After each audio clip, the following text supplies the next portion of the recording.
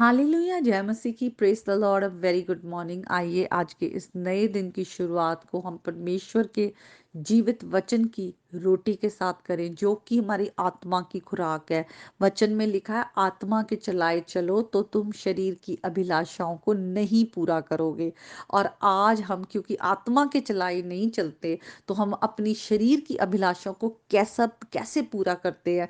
हम सारा दिन इंटरनेट को यहाँ वहाँ हम स्वाइप करते रहते हैं। हमारे पास बाइबल पढ़ने का टाइम नहीं है, प्रार्थना करने का टाइम नहीं है, वर्शिप करने का टाइम नहीं है, फेलोशिप करने का टाइम नहीं है, फास्टिंग करने का टाइम नहीं है।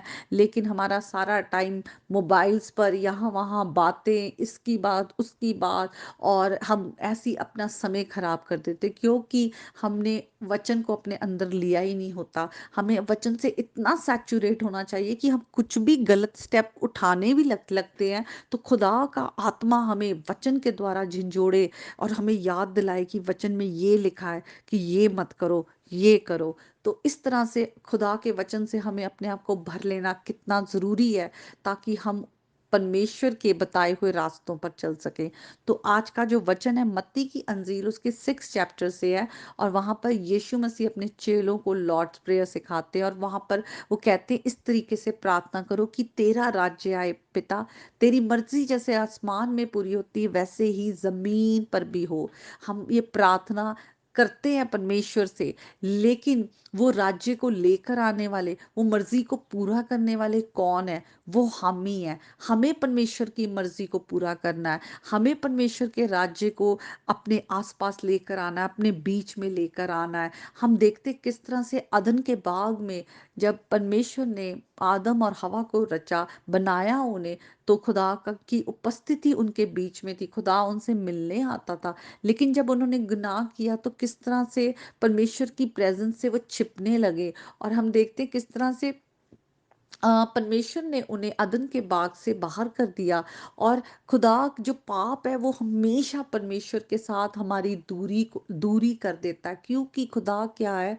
पवित्र है। हम यहाँ पे लॉर्ड्स प्रेयर की जो पहली लाइन है वो हम यही देखते हैं कि जब यीशु मसीह ने कहा, इस तरीके से प्रार्थना करना, हे हमारे पिता तू जो स्वर्ग में है, तेरा नाम पवित्र माना जाए। वो पवित्र है, उसमें कोई पाप नहीं है।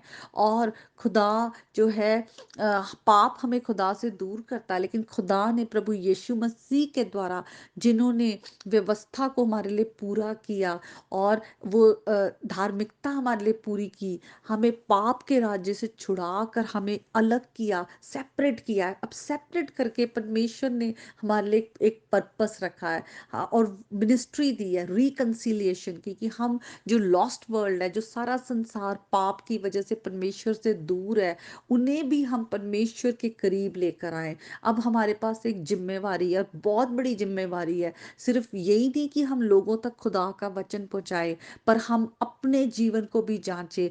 हम परमेश्वर के राज्य को अपने बीच में लाएं, और परमेश्वर के राज्य को हम आगे बढ़ाएं। लेकिन वो किस तरह होगा? जब हम परमेश्वर की मर्जी पर चलेंगे। और खुदा की मर्जी पर चलने का मतलब ये है कि हम उसको जाने, उसके साथ रिश्ते में बढ़े, वो क्या चाहता है क्या नहीं चाहता है, हम उन बातों को जाने। तो जो आज का वचन जब हम पढ़ते हैं कि परमेश्वर तेरा राज्य आए, तेरी मर्जी पूरी हो, तो आज हम सब अपने जीवन को जांचने वाले हो।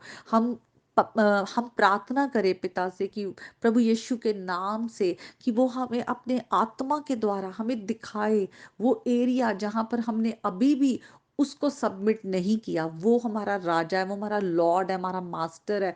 मास्टर को हमें पूरी तरह से होल हार्टेडली उसको हमें अपने आप को सबमिट करना है, उसको हमें सर्व करना है। हमारी लाइफ पे हमारा कोई भी होल्ड नहीं है। हम परमेश्वर के लिए हम अलग कर दिए गए हैं, सेट अपार्ट है उसकी मर्जी को पूरा करने के लिए। तो आज हम अपने जीवन को जांचे, प्रभु की उपस्थिति में आए।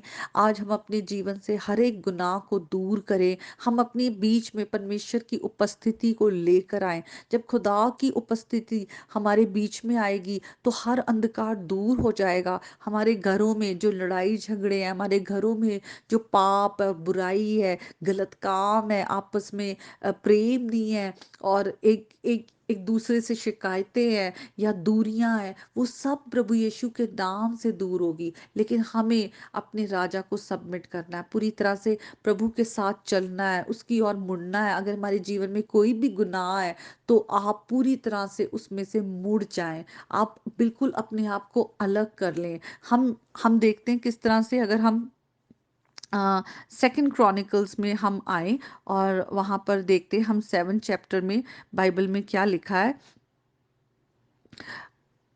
वहां पर लिखा है कि अगर मेरे लोग जो मेरे नाम से जाने जाते हैं दीन होकर प्रार्थना करें, अपने आप को हम्बल कर लें, एक्नॉलेज करें।